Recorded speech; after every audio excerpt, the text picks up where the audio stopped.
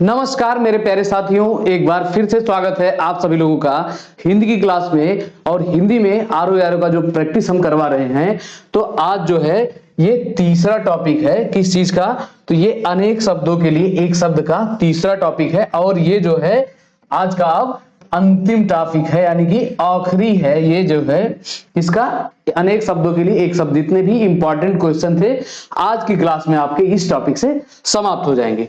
तो चलिए क्लास को शुरू करते हैं और देखते हैं पहला क्वेश्चन। पहला क्वेश्चन है इसमें साथियों, वह राजकीय धन जो किसानों को सहायतार्थ दिया जाता है उसके लिए उचित शब्द का चयन कीजिए। यानी कि जो किसानों के लिए एक सहायता के रूप में दिया जाता है, कौन सा धन है? तो राजकीय धन के बारे में पूछा जा रहा है। उसे एक शब्द में क्या कहते हैं? तो उसे एक शब्दों में साथियों तकावी कहते हैं। क्या कहते हैं? उसे एक शब्दों में तकावी कहते हैं। ठीक, ऋण क्या होता है? ऋण जब आप किसी से कोई चीज उधार लेते हैं, किसी व्यक्ति से उधार लेते हैं या बैंक वगैरह किसी भी माध्यम से जब कोई चीज आप उधार लेते हैं, ठीक, तो जो राजकीय धन किसानों को सहायता के रूप में दिया जाता है उसे क्या कहा जाता है? तकावी कहा जाता है। अनुबंध क्या होता है? तो अनुबंध जो है जब किसी चीज को बंधित किया जाता है कुछ टाइम ड्यूरेशन के लिए, जैसे कोई चीज, जैसे आपने किसी बस पे लिखा देखा होगा कि ये जो है इतने डेट से लेकर इतने डेट तक अनुबंधित है या जो है सरकार द्वारा अनुबंधित है, तो इसी को अनुबंधित कहा जाता है। इसको ध्यान रखेंगे। नेक्स्ट क्वेश्चन है, जो दान पर चलता हो के लिए दिए गए शब्दों में से कौन सा शब्द सही है? तो जो दान पर चलता है उसके लिए एक शब्द इनमें से कौन सा हो जाएगा? तो देखेंगे और जल्दी से बताएंगे। इसमें से आकाश वृत्ति क्या होती है? तो जिसका जो है रोजी रोजगार का साधन नहीं होता, यानी कि जिसका जो है रोजगार का निश्चित नहीं होता, यानी कि जिसकी जो है निश्चित कमाने का एक साधन नहीं होता है, रोजगार का निश्चित साधन नहीं होता है, साधन ना हो, उसे क्या कहते हैं? उसे क्या कहते? आकाश वृत्ति कहते हैं। और आकिंचन किसे कहते हैं साथियों? तो जिसके पास कुछ नहीं होता है, जिसके पास कुछ ना हो, कुछ ना हो। तो इसको हमने याद करने का थोड़ा सा आपको क्या बताया था कि यहां से थोड़ा सा ध्यान रखेंगे कि जिसके पास किचन भी ना हो, तो उससे थोड़ा सा लिंक करके याद कर लेंगे कि जिसके पास कुछ भी नहीं हो, किचन भी नहीं हो, उसे क्या कहते हैं? आकिंचन कहते हैं। जो दान पर चलता हो साथियों उसके लिए एक शब्द होता है दान वृत्ति होता है। ऑप्शन ए इस प्रश्न का बिल्कुल सही उत्तर हो जाएगा। ठीक, और अनुदान क्या होता है? तो अनुदान जो कुछ जो है किसी वस्तु पर छूट प्राप्त किया जाता है, छूट दिया जाता है, आप किसी वस्तु पर छूट प्राप्त करते हैं, जैसे लिखा रहता है 70% ऑफ, तो इसके बारे में ये बताता है कि ये छूट को बताता है, इतना ये छूट होता है। अगला प्रश्न है, बहुत तेज चलने वाला के लिए एक शब्द है। तो जो बहुत तेज चलता है उसके लिए एक शब्द क्या होता है? क्या कहा जाता है उसे? तो बहुत तेज चलने वाले को साथियों कहा जाता है द्रुतगामी। क्या कहा जाता है? द्रुतगामी कहा जाता है। ये सी वाला ऑप्शन आपका बिल्कुल सही हो जाएगा। और पश्चगामी क्या होता है? ये पीछे चलने वाले को कहते हैं पश्चगामी। और शीघ्रगामी यानी कि जैसे आप बैठे हैं और तुरंत चले जाए, शीघ्र का मतलब क्या? तुरंत जाने वाले को। और बहुत तेज जाने वाले को द्रुतगामी कहा जाता है। और अनुगामी का मतलब किसी का अनुसरण करना, यानी कि किसी के कही हुई बातों पर चलने को कहते हैं अनुगामी। अगला प्रश्न है, जिसका दमन किया गया हो के लिए एक शब्द है।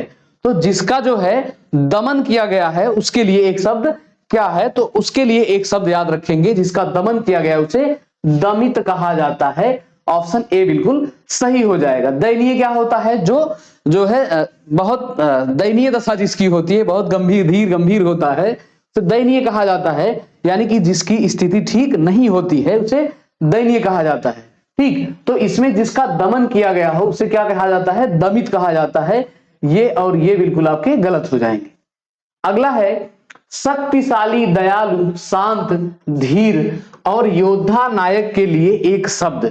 तो ये जो है शक्तिशाली, दयालु, शांत, धीर और योद्धा नायक के लिए इनमें से कौन सा एक शब्द कहा जाता है? तो क्या धीर ललित, धीरोदात्त या धीरोदत्त या इनमें से कोई नहीं।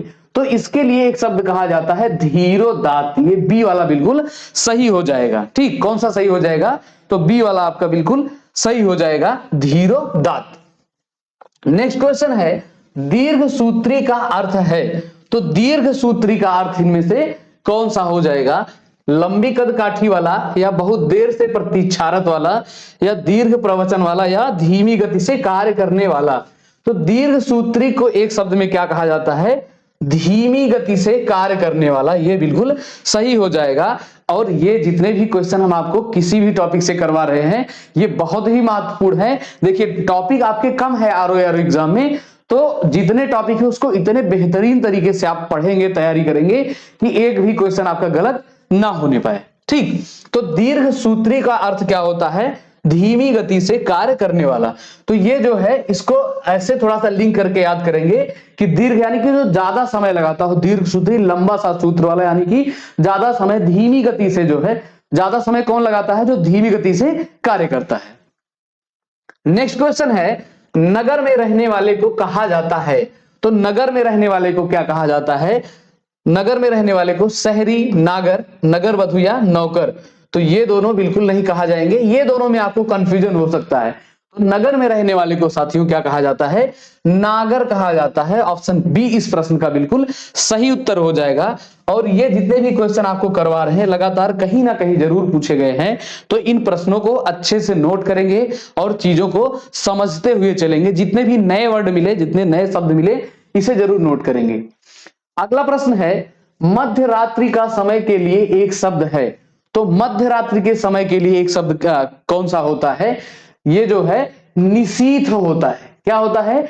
निशीथ होता है मध्य रात्रि के समय के लिए। अभी नेक्स्ट पिछले वाले लेक्चर में एक शब्द क्या था कि शाम और रात्रि के समय के बीच को क्या कहा जाता है? तो उसके लिए एक शब्द था साथियों गोधूली। कौन सा शब्द था? गोधूली। तो ये ऐसे कुछ शब्द हैं जो रिलेट करके हैं, यानी कि संबंधित हैं, उसे एक साथ याद करने की जो है कोशिश करेंगे। मार्तंड किसे कहते हैं? तो जो दोपहर का सूरज होता है। कब का सूरज? दोपहर का सूर्य, उसे एक नाम दिया जाता है मार्तंड। वैसे मार्तंड सूर्य का पर्यायवाची है, लेकिन दोपहर के सूर्य को नाम दिया जाता है मार्तंड। ठीक, अपराहन दोपहर को ही कहा जाता है, और ये मध्याह्न। अपराहन यानी कि दोपहर के पहले के समय को अपराहन कहा जाता है। ये आप एएम और पीएम में देखते होंगे। ठीक, अगला प्रश्न है झगड़ा लगाने वाला मनुष्य एक शब्द में कहा जाता है। तो झगड़ा लगाने वाला मनुष्य एक शब्द में क्या कहा जाता है? जो झगड़ा लगाता है, तो क्या जयचंद कहा जाता है, कि शकुनी कहा जाता है, कि विभीषण कहा जाता है, कि नारद कहा जाता है? इनमें से जितने भी लोगों के बारे में बताया गया है सभी जो है इतिहास में अपने अपने एक विशेष कार्य के लिए जाने जाते हैं। ठीक, जयचंद किसके लिए जाने जाते हैं? ये जो है राज खोलने के लिए। और इसमें कौन सा? विभीषण भी कोई राज ही खोलने के लिए जाने जाते हैं। इसमें आपको झगड़ा लगाने वाला मनुष्य कौन दिख रहा है? तो ये नारद जी के बारे में ज्यादा जाना जाता है। ये झगड़ा लगाने की प्रवृत्ति के थे। कहीं भी कुछ शांति से चल रहा हो तो दूसरी जगह की कोई बात आके नारायण नारायण करके बता देते हैं, भैया यहाँ आप शांति से बैठे, वहां तो बहुत कुछ हो रहा है, तो तुरंत ही अपना वो लंका शुरू करा देते हैं। तो ये झगड़ा लगाने वाले को क्या कहेंगे? नारद कहा जाएगा। अगला प्रश्न है जहां आबादी ना हो वाक्य के लिए सही शब्द। तो जहां पर आबादी नहीं होती है उसके लिए एक शब्द क्या होता है? उसके लिए एक शब्द होता है साथियों निर्जन। क्या होता है? निर्जन होता है। यानी कि निर का मतलब ये निर और जन से मिलकर बना है। तो ये जो है निर का मतलब नहीं से है। नहीं यानी कि नहीं है जो जन, यानी कि जहां पर लोग नहीं रहते हैं, कोई नहीं रहता, उसे क्या कहते हैं? निर्जन कहते हैं। रेगिस्तान जहां पर पानी की कमी हो उसे रेगिस्तान कहते हैं। और ऊसर किसे कहते हैं? तो जहां पर जो है कुछ पैदा ना हो, यानी कि जो उपजाऊ नहीं होता है उसको क्या कहते हैं? यानी कि उपजाऊ ना हो, यानी कि अनउपजाऊ भूमि को क्या कहा जाता है? ऊसर कहा जाता है। ठीक, और उपत्यका किसे कहा जाता है? तो उपत्यका जो है ये पर्वत या पर्वत के ऊपर की भूमि को कहा जाता है। क्या कहा जाता है? पर्वत के ऊपर नहीं, हाँ नीचे की भूमि को कहा जाता है। पर्वत के नीचे की भूमि को, नीचे की समतल भूमि को क्या कहा जाता है? उपत्यका कहा जाता है। और इसी का एक विपरीत है अधित्यका। तो जो पर्वत के ऊपर की भूमि होती है उसे कहा जाता है अधित्यका, और उपत्यका जो पर्वत के नीचे की भूमि होती है। ध्यान रखेंगे, ये भी एक महत्वपूर्ण अनेक शब्दों के लिए शब्द है। अगला प्रश्न है, जिनका प्रयोग निश्चित शब्द समुदाय या पूरे वाक्य का अतिरिक्त भावार्थ प्रदान करने के लिए होता है उसे कहते हैं। तो जिनका प्रयोग जो है एक निश्चित शब्द समुदाय के लिए या पूरे वाक्य का भावार्थ यानी कि अर्थ प्रकट करने के लिए प्रयोग किया जाता है तो उसे क्या कहा जाता है? या समानाधिकरण या व्यधिकरण, विस्मयादिबोधक या निपात। तो ये जो है जो संपूर्ण समुदाय या वाक्य का अर्थ स्पष्ट करते हैं उसे एक शब्द में क्या कहा जाता है साथियों? निपात कहा जाता है। और निपात ये जो है आपके हिंदी में एक इंपॉर्टेंट टॉपिक है, इससे क्वेश्चन बहुत अच्छे अच्छे बनते हैं और ये अच्छा टॉपिक है। तो निपात क्या होता है, निपात के बारे में थोड़ी सी बातें बताएंगे आपको कि जैसे आप कोई शब्द लिखेंगे कि यह काम केवल राम ही करेगा, राम ही करेगा। तो यहां पर जो है ये राम ही, यहां पर ही जो है क्या है? ये निपात है। निपात का अर्थ क्या? यहां पर ये अर्थ स्पष्ट कर दे रहा है कि ये काम जो है केवल कौन करेगा? राम करेगा। यहां राम के बारे में अस्पष्टता जाहिर हो रही है। ठीक, तो यही होता है निपात, जहां पर किसी निश्चित शब्द समुदाय या पूरे वाक्य का अर्थ स्पष्ट करा देता है, इसे कहते हैं निपात। अगला प्रश्न है, रंगमंच के पर्दे के पीछे का स्थान कहा जाता है। तो रंगमंच के पर्दे के पीछे यानी कि जो नाटक वगैरह आप देखते होंगे, पहले होता था नौटंकी, अभी भी होता लेकिन अब बहुत कम हो गया। तो उसके पीछे से कुछ लोग जो है या आप देखते होंगे रामलीला या रास लीला देखते होंगे।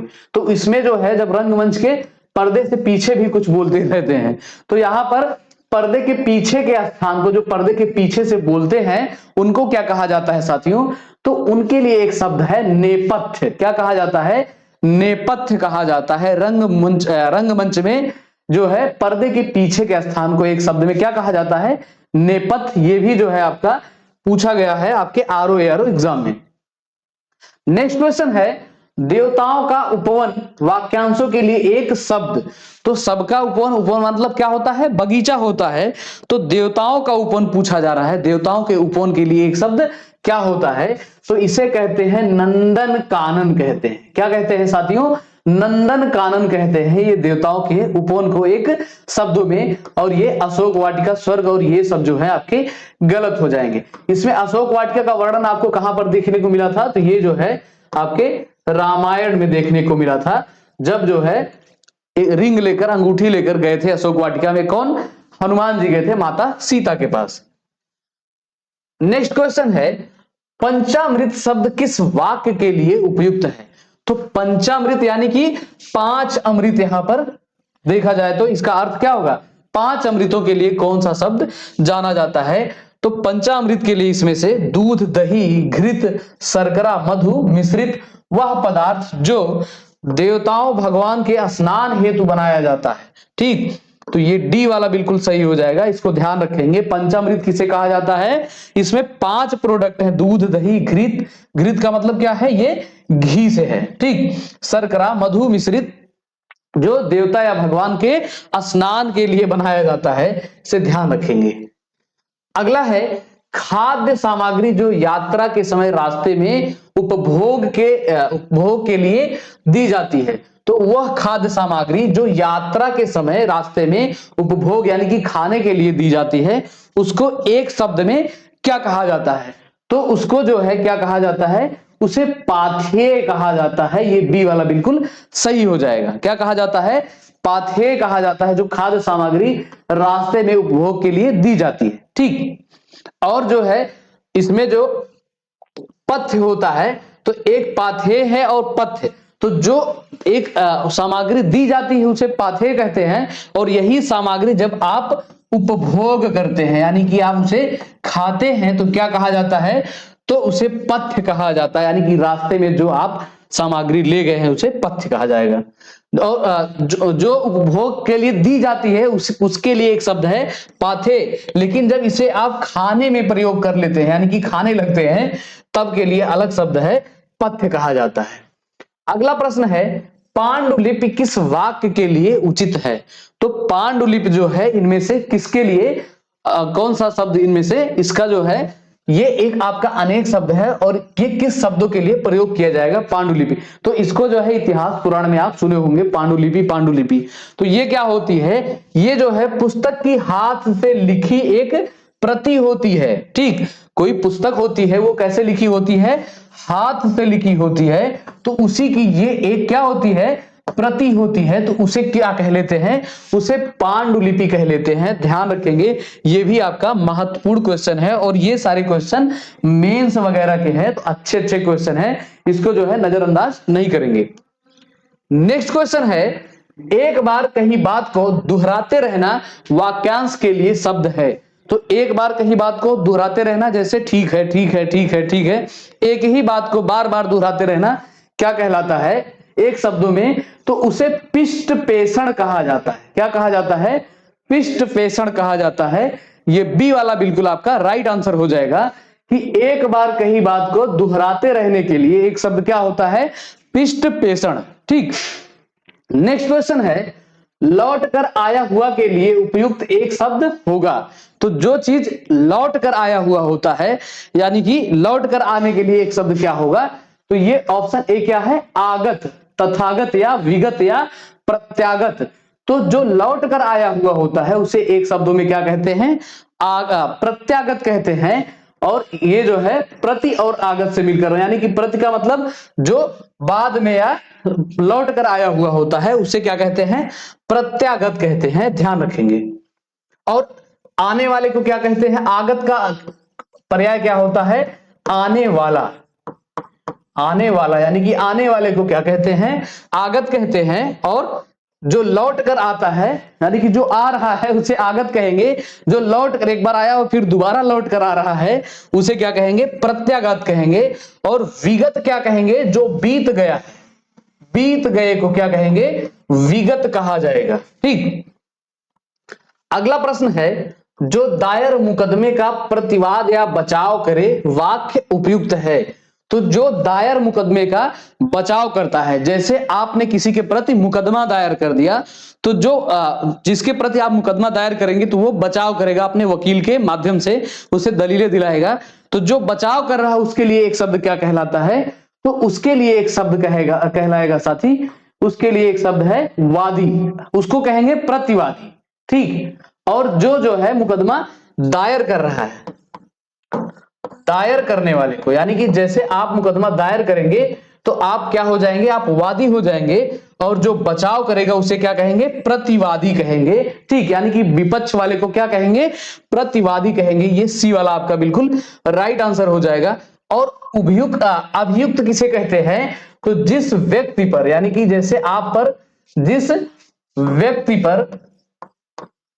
पर मुकदमा दायर किया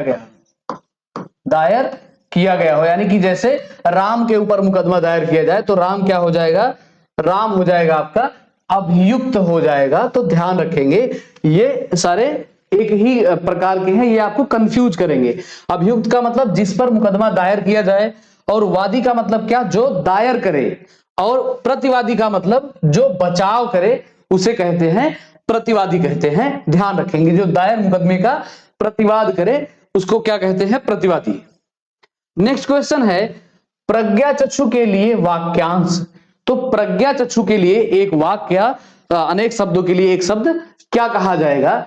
तो ये जो है चक्षु ही जिसकी प्रज्ञा हो, बुद्धि जिसका नेत्र हो, प्रज्ञा और चक्षु जिसके समान हो, बुद्धि और ज्ञान होने वाली प्रज्ञा। तो प्रज्ञा चक्षु का मतलब क्या होता है? बुद्धि ही जिसका नेत्र हो उसे कहा जाता है प्रज्ञा चक्षु। तो ध्यान रखेंगे ये भी जो है आपका एक इंपॉर्टेंट क्वेश्चन है, इसे भी ध्यान रखेंगे।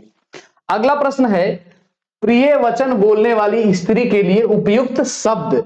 तो ये प्रिय वचन यानी कि जो अच्छे वचन बोलती है, बोलने वाली स्त्री होती है, उसके लिए एक शब्द क्या है, तो ये जो है हो जाएगा प्रियम वदा। क्या हो जाएगा? प्रियम वदा, यानी कि प्रिय वचन बोलने वाली स्त्री के लिए एक शब्द प्रियम वदा हो जाएगा। ये मधुर भाषी भी नहीं होगा। और प्रेयसी किसे कहते हैं? अपनी प्रेमिका को प्रेयसी कहा जाता है, यानी कि एक नायक के नायिका को प्रेयसी कहा जाता है। और ये प्राण प्रिया भी नहीं होगा। तो प्रिय वचन जो बोलेगी उसको क्या कहा जाएगा एक शब्दों में? उसे कहा जाएगा प्रियम वदा। नेक्स्ट क्वेश्चन है, जो पहले था पर अब नहीं है के लिए एक शब्द। तो जैसे जो पहले था, कोई चीज पहले था, या जैसे आप पहले विद्यार्थी थे अब शिक्षक बन गए, तो उसके लिए एक शब्द क्या कहा जाता है? उसके लिए एक शब्द प्रयोग किया जाता है भूतपूर्व। यानी कि पहले जो था अब नहीं है, तो आप कहे जाएंगे भूतपूर्व विद्यार्थी। ठीक, तो ये जो है सी वाला बिल्कुल सही हो जाएगा। पूर्वज किसे कहा जाता है? अपने दादा बाबा जो आपके पूर्वज है, पूर्वज के बारे में आप अच्छे से जानते हैं। अंत्यज किसे कहा जाता है? अंत्यज जो है जो निम्न कुल में या निम्न जाति में जन्म लिया रहता है। किसमें? निम्न जाति में जन्म लेने वाले को क्या कहा जाता है? अंत्यज कहा जाता है, ध्यान रखेंगे। ठीक, और अनागत यानी कि जो अन का मतलब नहीं से होता है, जो ना आने वाला हो। अगला प्रश्न है, जो मृत्यु को जीत ले के लिए दिए गए विकल्पों में से कौन सा विकल्प सही है? तो जो मृत्यु को जीत लिया है उसके लिए एक शब्द क्या प्रयोग किया जाता है?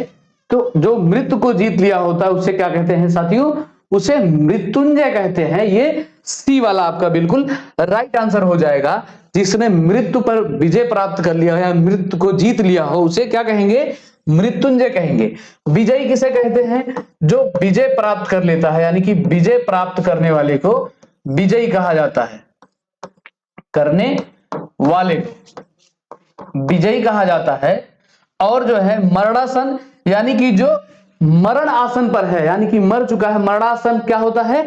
जो मृत्युशैया पर है, मृत्युशैया पर लेटे हुए व्यक्ति को क्या कहा जाता है? मरणासन कहा जाता है।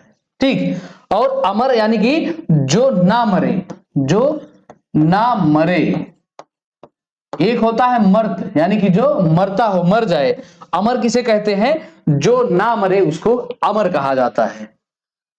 अगला प्रश्न है, उत्तराधिकार में प्राप्त संपत्ति इन अनेक शब्दों के लिए एक शब्द है। तो जो उत्तराधिकार में प्राप्त आपकी जो है संपत्ति होती है उसे एक शब्दों में क्या कहा जाता है? तो उसके लिए एक शब्द कहा जाता है साथियों, रिक्त कहा जाता है। क्या कहा जाता है? रिक्त। ये था है रिक्त, तो ये सी वाला आपका बिल्कुल सही हो जाएगा। धरोहर क्या होती है? जो ऐतिहासिक चीजें होती है उसे कहा जाता है धरोहर। धरोहर किसे कहा जाता है? ऐतिहासिक चीजें, ऐतिहासिक वस्तुएं, इसे धरोहर कहा जाता है। और उत्तराधिकृत यानी कि जो उत्तराधिकार में, ये जो है उत्तराधिकार के लिए क्या होता है? रिक्त होता है। अभी ये इसका मिक्स हो जाता, तो इसी में ज्यादा गलती करेंगे कि उत्तराधिकृत, तो उत्तराधिकृत इसका नहीं होता है। उत्तराधिकार में प्राप्त संपत्ति के लिए एक शब्द होता है, क्या होता है? रिक्त होता है। उत्तराधिकृत किसे कहा जाता है? जैसे आप जो है आपके पिताजी एक व्यवसायी हैं, कोई काम करते हैं और उसका जिम्मेवारी जो है आपको सौंप कर चले जाए, तो वो होता है उत्तराधिकृत, यानी कि उनके ना रहने के पश्चात आप वो कार्य का जिम्मेवारी संभालेंगे। ठीक, अगला प्रश्न है, वीर पुत्र को जन्म देने वाली वाक्यांश के लिए एक शब्द है। तो जो वीर पुत्र को जन्म देती है उनके लिए एक शब्द क्या होती है? तो यहां पिछली लेक्चर में हमने क्या बताया था? जन्म देने वाले को क्या कहा जाता है? जन्म देने वाले को क्या कहा जाता है एक शब्द में? तो इसे कहा जाता है साथियों प्रसू कहा जाता है।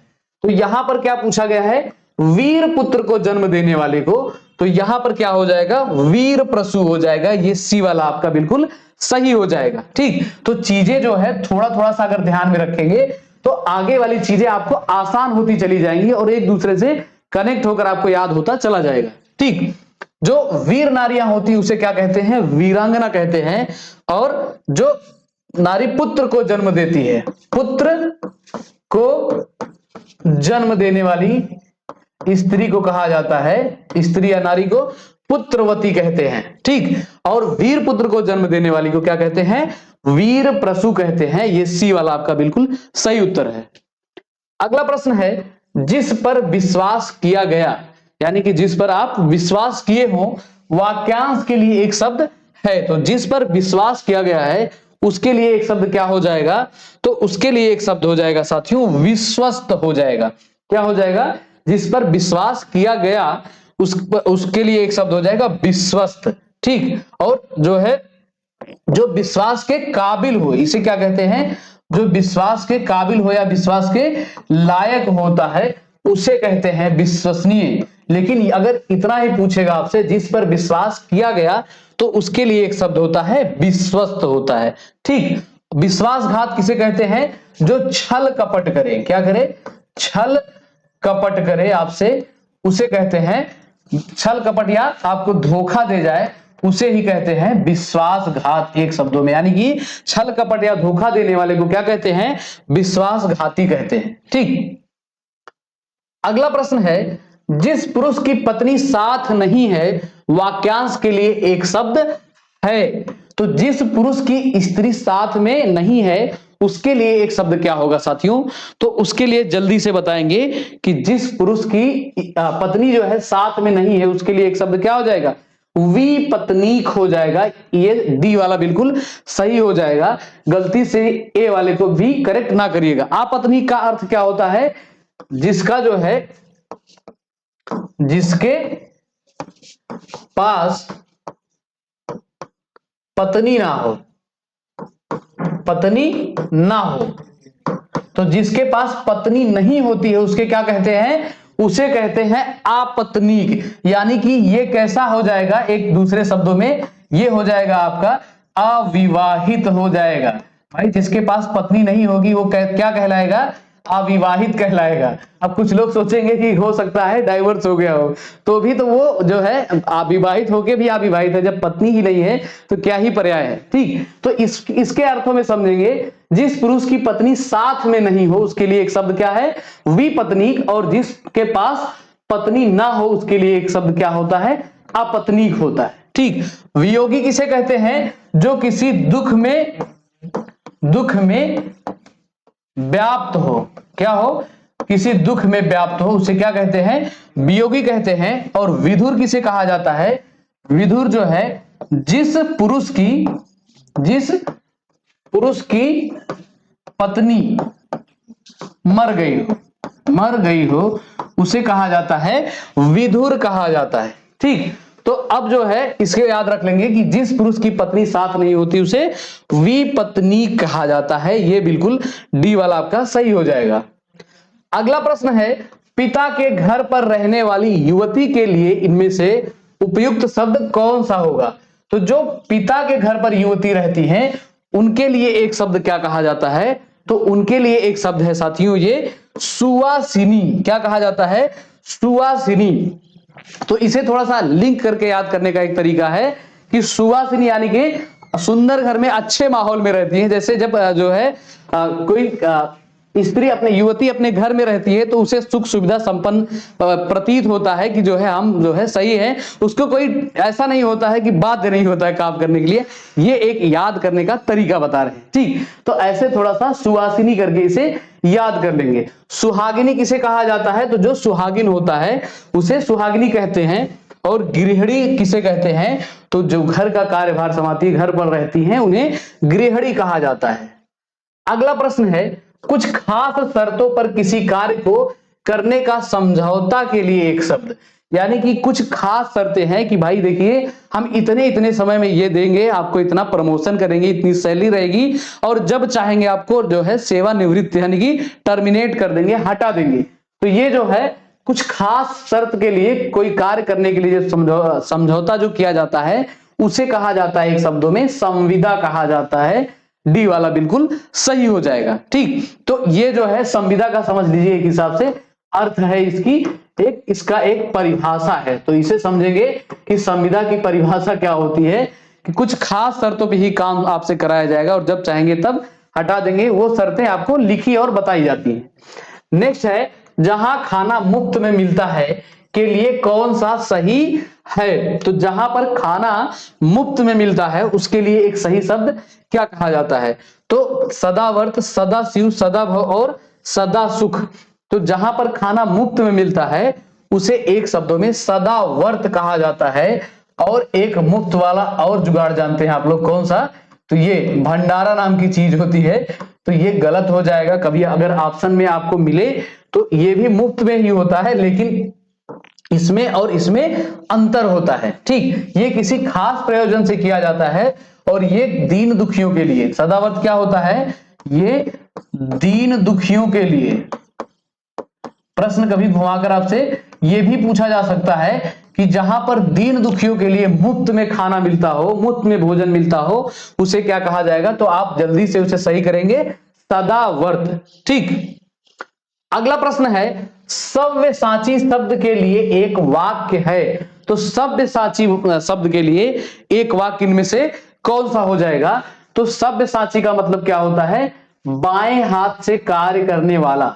ठीक, कौन सा हो जाएगा? जो बाएं हाथ से कार्य करते हैं उनको एक शब्दों में क्या कहते हैं साथियों? उन्हें कहा जाता है सव्यसाची कहा जाता है।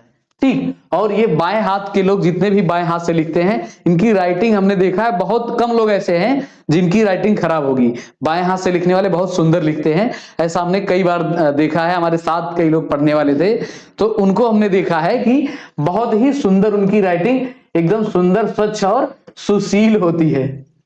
नेक्स्ट क्वेश्चन है, हवन में जलाने वाली लकड़ी के लिए शुद्ध शब्द है।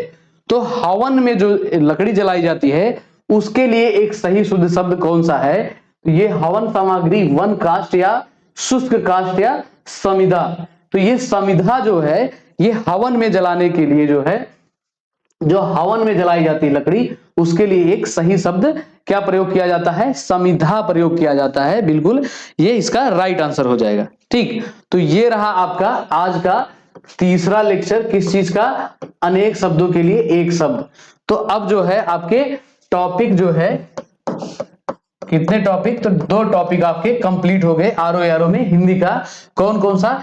एक तो आपका विलोम शब्द जो है, इसके जितने भी इंपॉर्टेंट क्वेश्चन बन सकते थे और थ्योरी में लगभग 200-250 हमने विलोम शब्द कराए हैं।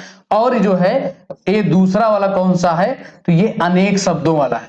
ठीक, तो 2 टॉपिक हो गए। अब कल जो है आपको एक नेक्स्ट टॉपिक के साथ हम मिलते हैं। और जितने भी लोग हमें पहली बार देख रहे हैं, चैनल को जरूर सब्सक्राइब करेंगे, वीडियो को लाइक करेंगे और दोस्तों के साथ ढेर सारा शेयर करेंगे और अच्छे से पढ़ाई करेंगे। ठीक, तो आज का सेशन यहीं तक साथियों, मिलते हैं आपसे नेक्स्ट सेशन में। तब तक के लिए पढ़ते रहिएगा, मस्त तैयारी करिएगा।